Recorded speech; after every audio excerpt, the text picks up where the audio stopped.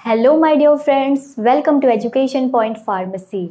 So my dear friends, कैसे हो आप सब? आई होप बहुत अच्छे होंगे। और फर्स्ट सेमेस्टर एग्जाम देने के बाद सभी बच्चे घर चले गए हैं, समर वैकेशन सेलिब्रेट कर रहे हैं, मम्मी के हाथ का बढ़िया बढ़िया खाना खा रहे हैं और चिल कर रहे हैं, है ना। अच्छी बात है, खूब इंजॉय करिए। लेकिन अब थोड़ा सा समय आ गया है, वापस पढ़ाई की तरफ आइए। क्या क्या सेमेस्टर सेकंड सेमेस्टर में आपको क्या क्या पढ़ना है वो डिस्कस करना भी ज़रूरी है। तो आज के वीडियो में हम डिस्कस करेंगे पैथोफिजियोलॉजी। इस सब्जेक्ट के अंदर क्या क्या टॉपिक है वो हम आज की वीडियो में आपको बताएंगे। जो भी स्टूडेंट बी फार्मेसी में है, आरजीपीवी यूनिवर्सिटी से एफिलिएटेड है और सेकंड सेमेस्टर में जाने वाले हैं, उनको पैथोफिजियोलॉजी सब्जेक्ट के अंदर क्या क्या पढ़ना है वो आज के वीडियो में डिस्कस करेंगे। चलिए स्टार्ट करते हैं। स्टार्ट करने से पहले मैं आपको ये बता दूं कि ये जो सब्जेक्ट है पैथोफिजियोलॉजी, इसको आप बिल्कुल भी हल्के में मत लीजिएगा, ठीक है। एग्जाम टाइम में पढ़कर सिर्फ पास होने का कोई मतलब नहीं है। अगर आप नॉलेज नहीं गेन करोगे, इस सब्जेक्ट के ऊपर अच्छे से आपको पकड़ नहीं है, तो फिर कोई मतलब नहीं है फार्मेसी करने का, है ना। तो as a pharmacy student, as a health care profession, ये जरूरी है कि इस सब्जेक्ट के ऊपर आपको परफेक्ट नॉलेज हो, क्लियर, ताकि आप किसी भी पेशेंट को एक सही ट्रीटमेंट प्रोवाइड कर पाओ। क्लियर, चलिए स्टार्ट करते हैं। जैसे कि यूनिट फर्स्ट में आप देख रहे हो, आपको क्या पढ़ना है? Basic principles of cell injury and adaptations.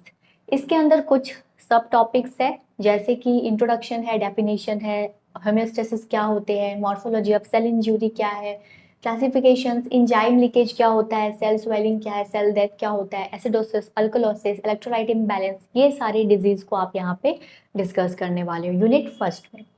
Next है basic mechanism involved in the process of inflammation and repair.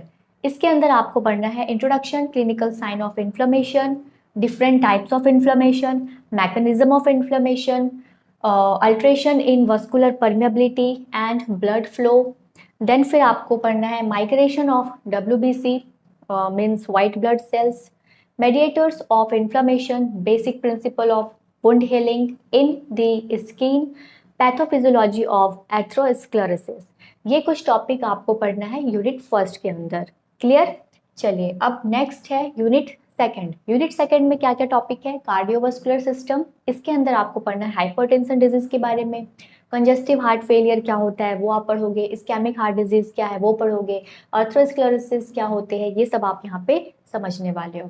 फिर आ जाइए, नेक्स्ट टॉपिक है रेस्पिरेटरी सिस्टम। यहाँ पे आप पढ़ोगे अस्थमा, अस्थमा क्या होता है वो समझोगे, और क्रॉनिक ऑब्स्ट्रक्टिव एयरवे डिजीज, यहाँ पे ये भी पढ़ने वाले हो। देन फिर है रेनल सिस्टम। इसके अंदर आप acute and chronic renal failure, इस डिजीज के बारे में पढ़ने वाले हो। थर्ड यूनिट में है आपको पढ़ना हेमेटोलॉजिकल डिजीज के बारे में, जैसे कि आयरन डिफिशियंसी क्या होता है वो आप पढ़ोगे, मेगैलोब्लास्टिक एनीमिया क्या होता है वो समझोगे, सिकल सेल एनीमिया क्या है, हेरिडिटरी एक्वायर्ड एनीमिया क्या है, और हेमोफीलिया। ये कुछ डिजीज आप पढ़ने वाले हो कहाँ पे? हेमेटोलॉजिकल डिसऑर्डर के अंदर, क्लियर। नेक्स्ट है इंडोक्राइन सिस्टम। यहाँ पे आप डायबिटीज पढ़ोगे, थायराइड डिजीज पढ़ोगे, डिसऑर्डर ऑफ सेक्स हार्मोन्स पढ़ोगे। Next nervous system. Nervous system में आपको पढ़ना है इपिलेप्सी के बारे में, पार्किंसन डिजीज के बारे में, अल्जाइमर डिजीज के बारे में, और स्ट्रोक के बारे में। साथ ही साथ डिप्रेशन, सिजोफ्रेनिया, ये सब भी आप यहाँ पे पढ़ने वाले हो। नेक्स्ट आ जाइए गैस्ट्रो इंटेस्टाइनल सिस्टम। यहाँ पे आप पढ़ोगे पेप्टिक अल्सर के बारे में। यूनिट 4 में आपको पढ़ना है inflammatory ball disease, jaundice, hepatitis और अल्कोहलिक लिवर डिजीज। नेक्स्ट है disease of bones and joints. इसके अंदर आपको पढ़ना है रिमेटॉइड अर्थराइटिस के बारे में, ऑस्टियोपोरोसिस के बारे में एंड गॉट डिजीज के बारे में। नेक्स्ट है प्रिंसिपल ऑफ कैंसर। यहाँ पे आप टाइप्स ऑफ कैंसर पढ़ोगे, classifications, etiology and pathogenesis of cancer. Next topic है आपका डिजीज ऑफ, ओके ये डबल लिखा हुआ है, ये रहने देते हैं। यूनिट 5 में आ जाइए। यूनिट 5 में आपको पढ़ना है इन्फेक्टियस डिजीज, जैसे कि मेनिंजाइटिस, टाइफॉइड, लिप्रोसी, ट्यूबरकुलोसिस, ये सब आप पढ़ोगे यूनिट 5 के अंदर।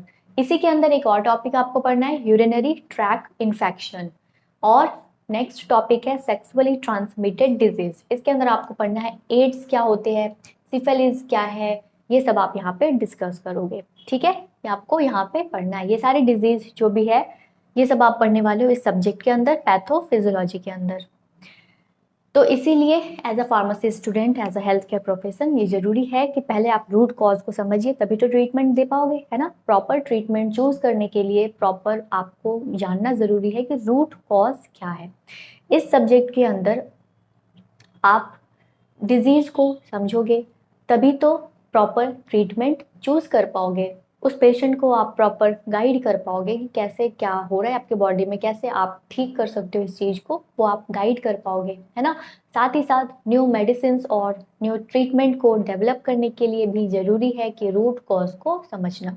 तो यहाँ पे हम ये जो भी डिजीज पढ़ने वाले हैं, इससे आप डिजीज कैसे हो रहा है आपके बॉडी में, कैसे ये आपके बॉडी के नॉर्मल फंक्शन को चेंज कर रहा है, एबनॉर्मल कर रहा है, कैसे ये आपके बॉडी को अफेक्ट कर रहा है, ये सब आप समझोगे। और साथ ही साथ आप यहाँ पे ये भी सोच पाओगे कि ये जो प्रॉब्लम है उसको ठीक करने के लिए क्या मेडिसिन होना चाहिए, उस मेडिसिन का डोज क्या होना चाहिए, ये सब भी आप समझ पाओगे। तो चलिए नेक्स्ट वीडियो में हम नेक्स्ट सब्जेक्ट का जो भी सिलेबस है वो डिस्कस करेंगे।